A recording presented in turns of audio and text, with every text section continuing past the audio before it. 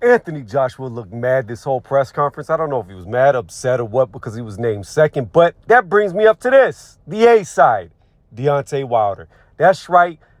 By my surprise, Deontay Wilder was announced last. Now, I'm not even going to lie to y'all. I thought this was all fake news. I did not think that this was going to happen because you have Deontay Wilder fighting Joseph Parker, which is a 50-50 fight, and you have Anthony Joshua against Otto Wallin, which is a 50-50 fight. And to be honest, I think Otto Wallin dog walks him.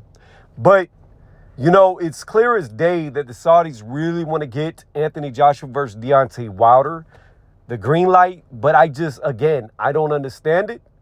To me, this is a pretty dumb move because if either guy loses, you're out the fight that everybody wants to see. Normally, in this type of occasion, you would see them do a showcase fight, which is where they're fighting guys that they're going to look good against just to build up the fight.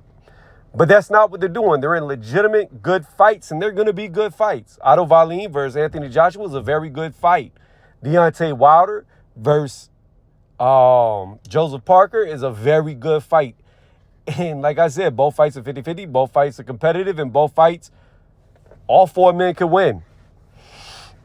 It's up in the air how you see it.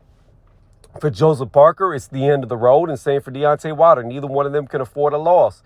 Joseph Parker's had too many losses at this point, and Deontay Wilder, at 38 years old, cannot rebuild.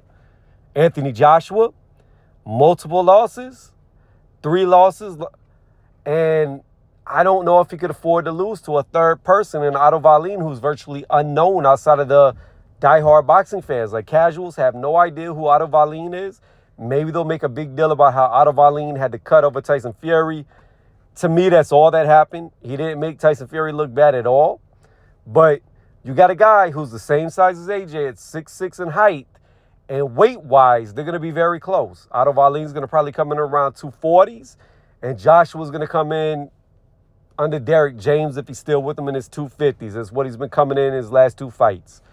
So they're the same size. There's very little separates them. The difference is Otto Wallin is a southpaw who likes to move like Usyk. So stylistically, I just think it's a very hard fight for Anthony Joshua to win. If you couldn't beat a guy who was 6'3", 6'4", I think Usyk 6'4", but 6'3", 6'4". If you couldn't beat a shorter guy than you who likes to move, it's going to be very hard to beat a guy that's the same height as you that likes to move. So it's just, I don't know. Sometimes I'll be wondering what Eddie's doing whenever he match makes. Like, I don't understand it. But again, it's a very good fight. Deontay Wilder, Joseph Parker. I think that this is a more winnable fight for Wilder than Joshua versus Otto Wallin. For Joshua, because Joseph Parker hasn't looked like he used to look in the past. He doesn't have the slick movement that he used to have. He's more standstill. He's packed on more weight.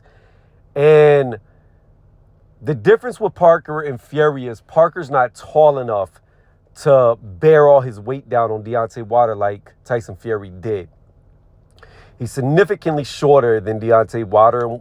Whenever Deontay Wilder and Anthony Joshua stood side by side, Wilder looks more than 2 inches taller to him than me, which is weird because AJ's 6'6", Wilder's 6'7", but Wilder looked at least 2.5 inches taller, in my opinion. Like, they're not close in height at all. So I don't know.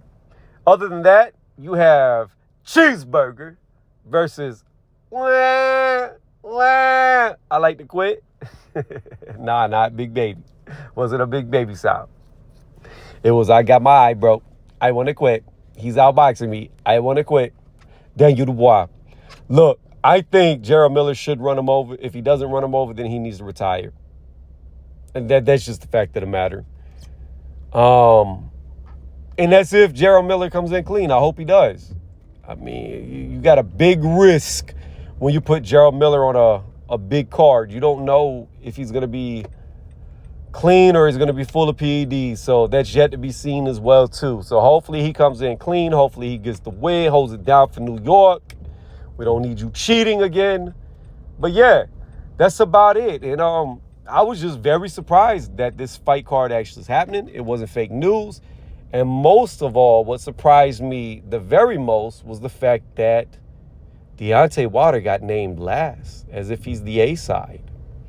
On that, let me know what y'all thought about this fight card in the comment section below. I left pictures out of Beeble and Javataya from Australia. I know I said his name wrong.